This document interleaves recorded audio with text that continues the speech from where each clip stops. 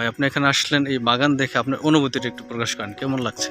আমার কাছে সেই রকম লাগছে, বহুত ভালো পরিশ্রম করছে, যেমন সেমন গাছ, সেমন মাটি, আমার কাছে বহুত ভালো লাগছে। আচ্ছা, যারা বেকার আছে আমরা, তাদের উদ্দেশ্যে কিছু বলবেন? অনেকে বিদেশ যাইতে চায়। তাকে কি বলবো, যদি এমন বাগান করতে পারে, যদি মেহনত করতে পারে, আমি মনে করি বিদেশটা না যাওয়াটাই ভালো। আমি মনে করি না যাওয়াটাই ভালো, দেশের মাটিতে থাকাটা ভালো। বিদেশ যারা করে তারা জানে জিনিসটা কেমন বিদেশ। ঠিক আছে, আমরা করি, আমরা জানি আমার কাছে কেমন হয়, কেমন আমরা পরিশোধ করি। আর দ্বিতীয় কথা, এদিকে যদি করতে পারে, ম্যানেজ করতে পারলে পয়সা, তা মনে করে বাংলাদেশে কমাইতে পারে, সেটা পয়সাটা বাইর করতে পারে। ধন্যবাদ। মাশাআল্লাহ, অনেক সুন্দর। অনেক সুন্দর।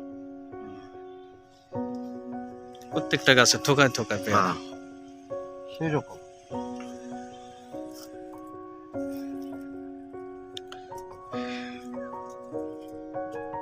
আসলে ভালো লাগার মতো একটা জায়গা, মানে এখানে আসলে মনটা ভালো হয়ে যাবে, এটাই স্বাভাবিক। এই যে কত ফুল, শত শত ফুল, সবগুলো পেয়ারা হবে। ঠিক মতো একটু পরিচর্যা করলে যে কোনো কিছু করা সম্ভব।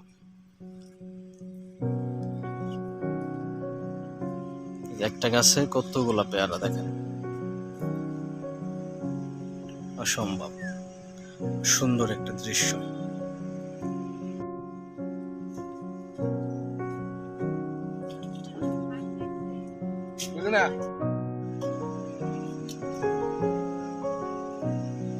পেয়ারা গাছ কতটুকু জমি?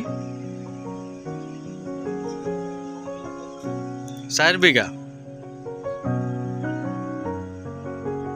কতগুলো গাছ পড়ছে? 1200।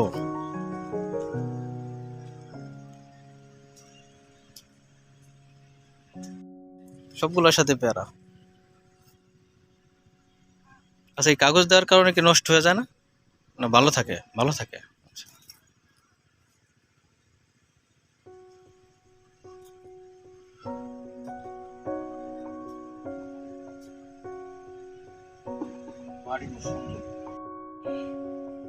সুপ্রিয় দর্শক, আসসালামু আলাইকুম। আজকে একটা পেয়ারা বাগান আসছে শিবচরের মধ্যেই। এখানে প্রায় 1200-র মতো গাছ আছে এই বাগানটায়।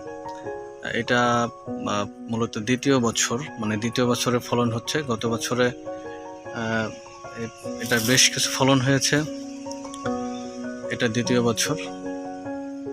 দেখেন মাশাআল্লাহ, কত বড়, কত সুন্দর একটা পেয়ারার বাগান। প্রত্যেকটা পেয়ারা গাছে থোকায় থোকায় পেয়ারা ধরেছে,